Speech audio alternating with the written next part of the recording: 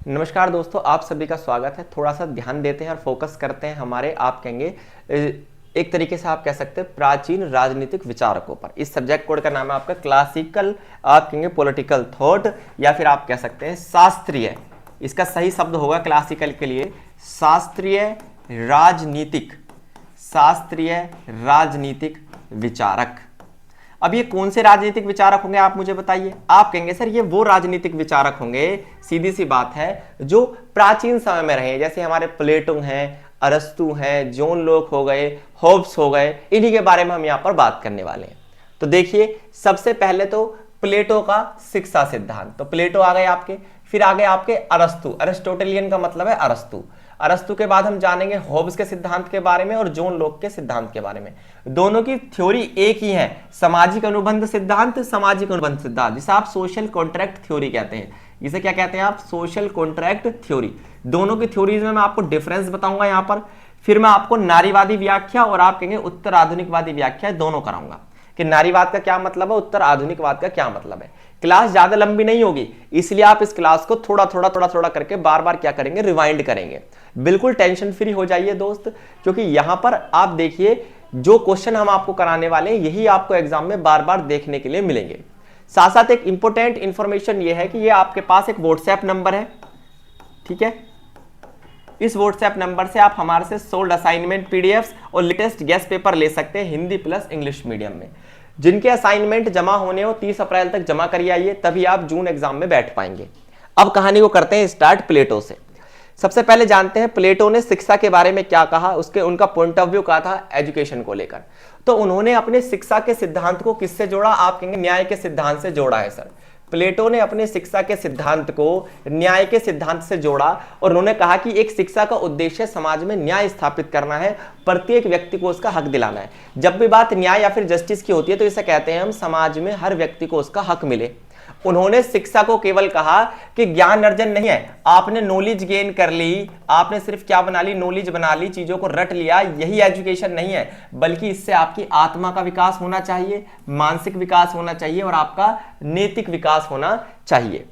गणराज्य में प्लेटो ने यह कहा कि शिक्षा का उद्देश्य है व्यक्ति के भीतर के प्राकृतिक गुणों के अनुसार समाज में उसकी भूमिका तय करना है। अब ये क्या है, जैसे मान लीजिए मेरे अंदर कुछ प्राकृतिक गुण थे शिक्षण के, है ना, मेरे अंदर टीचिंग के प्राकृतिक गुण थे, तो मेरा समाज में रोल क्या तय हो गया, इसके अकॉर्डिंग मैं आपके लिए यहां पर एक शिक्षक के रूप में खड़ा हूं। तो यही बात प्लेटो कहते हैं कि किसी भी देश के अंदर व्यक्ति के अंदर जो क्या होती हैं आपके ये प्राकृतिक गुण होते हैं, आप ऐसा मान सकते हैं ईश्वर ने जो गुण व्यक्ति को जन्मजात दिए हैं उन्हीं क्वालिटीज के बेस पर जब किसी व्यक्ति की सामाजिक भूमिका तय होती है, यही शिक्षा का क्या होता है, उद्देश्य होता है। शिक्षा का उद्देश्य है सामाजिक विकास करना है, मानसिक विकास करना है, नैतिक विकास करना है, शारीरिक विकास करना है। इसलिए आप कह सकते हैं शिक्षा का सिर्फ एक ही उद्देश्य है। यहां पर शिक्षा का उद्देश्य है ओवरऑल डेवलपमेंट, जिसे आप क्या कहते हैं दोस्तों, इसे आप कई बार चहुमुखी विकास या फिर सर्वांगीण विकास की श्रेणी में भी रख देते हैं।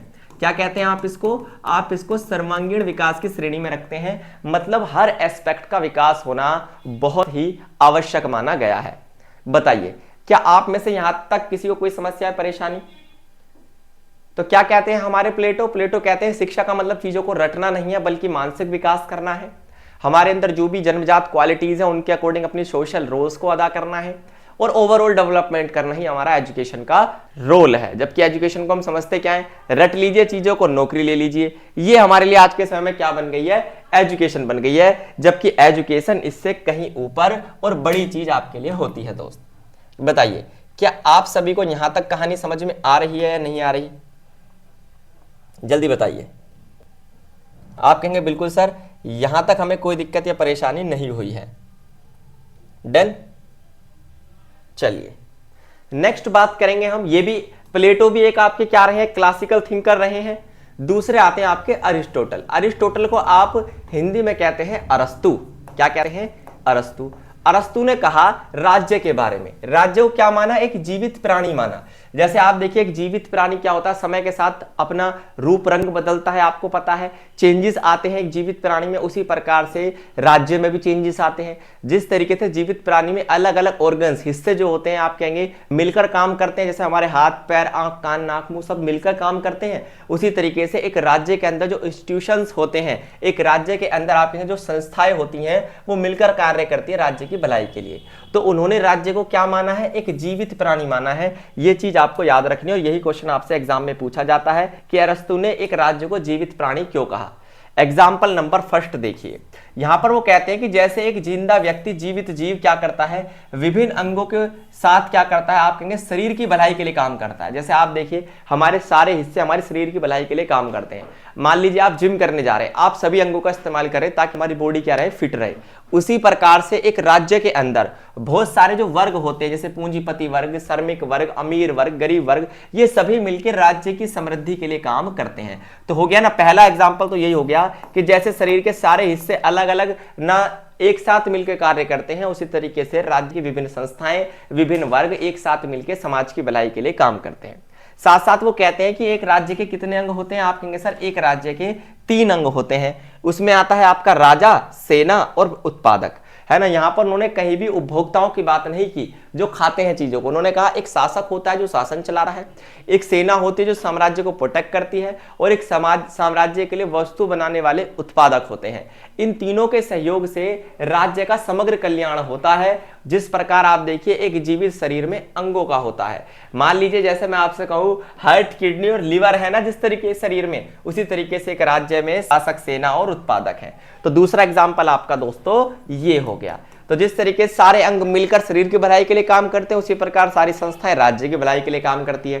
जिस प्रकार शासक, सेना और उत्पादक से मिलकर राज्य बना होता है, उसी तरीके से शरीर के विभिन्न अंगों से, लीवर से, आंखों से, आप कहेंगे फेफड़ों से, है ना, किडनियों से मिलकर शरीर बना है, उसी प्रकार आप देखिए इन तीनों हिस्सों से मिलकर राज्य बनता है। मुझे नहीं लगता अब इस कॉन्सेप्ट को करने में आपको पेपर में कोई भी दिक्कत या परेशानी होने वाली है। हाँ, भले ही यहां पर कंटेंट कम लिखा हो, लेकिन दोस्त इस बात पर आपको फोकस करना है कि जो हम बोल रहे हैं ये भी आपको वहां पर एक्सप्लेन करना होता है। मतलब एक्सप्लेनेशन, इस चीज को बढ़ा चढ़ाकर लिखना आपको आना चाहिए, और यही लेक्चर की खास बात होती है। आगे चले, आगे यदि हम इस चीज में देखें तो आपको दिखाई देगा प्राकृतिक अधिकारों के बारे में थोड़ा सा। प्राकृतिक अधिकारों की बात करें तो प्राकृतिक अधिकार क्या होते हैं, जो प्रकृति ने हमें दिए हैं, जो व्यक्ति को कैसे मिले, आप कहेंगे इनहेरिटेंस से मिले हैं, जन्मजात मिले हैं। मतलब क्या है, ये हर व्यक्ति को मिले हैं, अपरिहार्य है, मतलब अनअवॉइडेबल है। और याद रखिए इन्हें कोई सरकार नहीं देती, इसलिए सरकार से ये स्वतंत्र है। यदि आपने मनुष्य के रूप में जन्म लिया, if you are human you have some human rights, आपके पास कुछ मानव अधिकार होंगे, इन्हें आप प्राकृतिक अधिकार कहते हैं। यहां पर जोन लोग के बारे में थोड़ा सा जानिए, इन्होंने ही मानव अधिकारों की बात की है। उन्होंने कहा कि जैसे जीवन की स्वतंत्रता है, हमारे पास नॉर्मल स्वतंत्रता है, और संपत्ति रखने का अधिकार है, इन्हें हमें किसी सरकार से लेने की आवश्यकता नहीं है। जीवन जीने की स्वतंत्रता हर प्राणी, हर व्यक्ति को ईश्वर ने दी है। सरकार का काम सिर्फ इन्हें प्रोटेक्ट करना है, सरकार इन्हें छीन नहीं सकती, ना देगी ना छीन सकती, सरकार का कोई रोल ही नहीं है। प्राकृतिक अधिकारों के सिद्धांत में यह भी कहा जाता है कि ये अधिकार किसी सरकार द्वारा दिए ही नहीं जा सकते, है ना भाई। अब फॉर एग्जांपल कोई देश की सरकार आप कह रही है कि हम आपको जीने की स्वतंत्रता देते हैं, जीवन की स्वतंत्रता देते हैं, तो ये एक बेवकूफी वाली बात है, क्योंकि हमने जन्म लिया है तो जीने की स्वतंत्रता तो हमें बाय बर्थ मिली है, बल्कि ये व्यक्ति की प्राकृतिक स्थिति से उत्पन्न होते हैं। भाई आपने जन्म लिया है तो ये अधिकार उत्पन्न हो जाएंगे। तो सरकार ना तो इन्हें दे सकती है, ना सरकार इन्हें ले सकती है। सरकार इनको बनाए रखने में सहायता कर सकती है, सरकार हमारी अधिकारों की रक्षा के लिए खड़ी हो सकती है। इसके अलावा सरकार का कोई रोल प्राकृतिक अधिकारों में नहीं होता, ये जोन लोग का कहना था। आगे चले, नेक्स्ट देखिए दोस्त, होब्स के बारे में बात करते हैं। होब्स ने सामाजिक अनुबंधन का सिद्धांत दिया। इन्होंने कहा कि एक कॉन्ट्रैक्ट होता है, इसी सिद्धांत को लेविथन कहते हैं दोस्तों, लेविएथन भी कई बार कहते हैं। उन्होंने कहा एक कॉन्ट्रैक्ट होता है, किसके बीच में, गवर्नमेंट के बीच में और जनता के बीच में। जनता अपनी सारी स्वतंत्रता सरकार को सौंप देती है, और उसके बाद सरकार उनके अधिकारों की रक्षा करती है। फॉर एग्जाम्पल इंडिया की बात करें तो हमने स्वीकार कर लिया है कि मोदी जी हमारे देश पर शासन चलाएंगे, और जो नियम कानून वो बनाएंगे उसके अकॉर्डिंग हमारा व्यवहार होगा।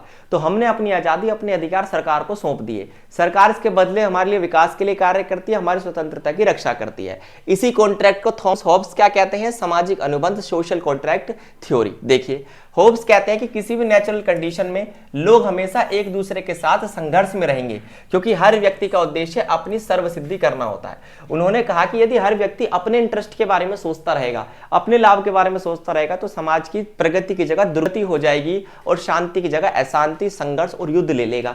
तो इससे बचने के लिए हमें करना क्या चाहिए? इस संघर्ष से बचने के लिए हमें क्या करना है? एक सामाजिक अनुबंध कर देना है, हमें एक सोशल कॉन्ट्रैक्ट कर लेना चाहिए।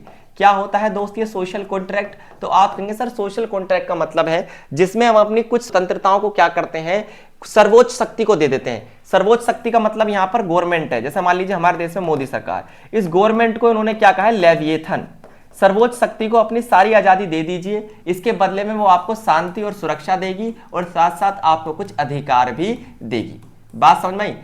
कोई भी शासन व्यवस्था इसी बात पर टिकी होती है कि हम ऑथोरिटी को, अपने ऊपर बैठे हुए अधिकारियों को एक्सेप्ट करते हैं। कोई व्यक्ति प्राइम मिनिस्टर या प्रेसिडेंट तब तक है जब तक जनता उसे प्राइम मिनिस्टर या प्रेसिडेंट मान रही है। यदि जनता अस्वीकृति जता देती है तो उस व्यक्ति के पद का कोई महत्व नहीं रह जाता। बात समझ में आई या नहीं आई? आप कहेंगे बिल्कुल सर, यहां तक हमें कोई दिक्कत या परेशानी नहीं है।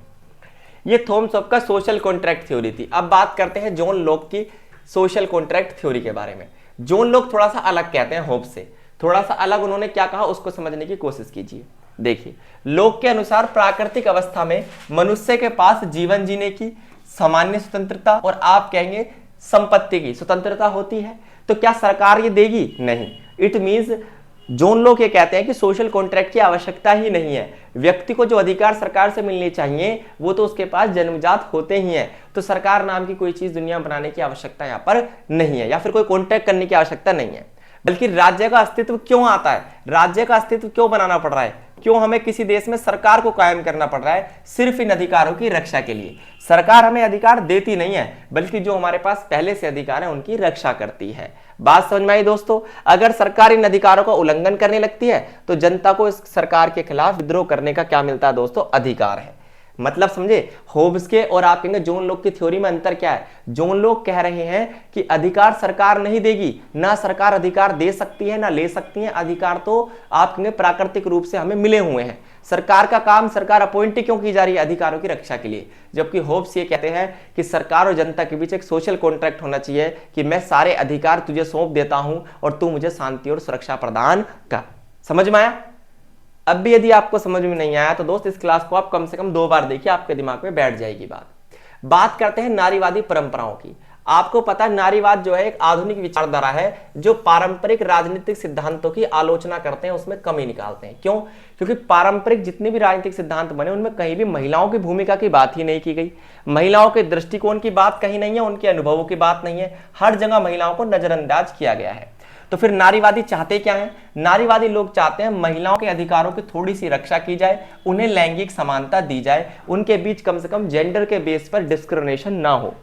जैसे आपने मैरी का नाम सुना होगा, शिमोन का और बटलर का नाम आपने सुना होगा। तीनों ही फेमिनिस्ट पॉलिटिशियन रहे हैं। तीनों का यह कहना है कि जो सोशल कॉन्ट्रैक्ट पारंपरिक रूप से हुआ है या फिर न्याय के जो सिद्धांत पुराने जमाने में बने हुए थे उनको हटाना पड़ेगा और लैंगिक समानता को देश दुनिया में लाना पड़ेगा, क्योंकि महिलाएं भी पुरुषों के साथ कंधे से कंधा मिलाकर आगे बढ़ सकती हैं। They have the capacity to, आप कहेंगे, बिल्ड द नेशन। ठीक है दोस्त, चलिए नेक्स्ट है उत्तर आधुनिकवादी सिद्धांत। ये भी बिल्कुल नारीवाद, जैसे उत्तर आधुनिकवादी व्याख्या में आप नारीवाद को भी रख सकते हैं दोस्त, क्योंकि एक ऐसा सिद्धांत जो प्राचीन पारंपरिक सिद्धांतों के खिलाफ खड़ा हुआ है, पुरानी विचारधाराओं के खिलाफ खड़ा हुआ है। जो इन दोनों के खिलाफ खड़ा होगा उसे ही तो आप क्या कहेंगे? आधुनिक सिद्धांत कहेंगे। आप कहेंगे बिल्कुल सर।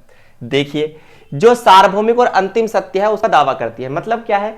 आप देखिए, कुछ प्राचीन सिद्धांत ऐसे बना लिए गए जिनको माना गया कि हर सोसाइटी में, हर नेशन में वो अप्लाई हो जाएंगे। ऐसा नहीं होता। हर सिद्धांत, हर कंडीशन, हर नेशन के लिए सही हो ऐसा जरूरी नहीं है।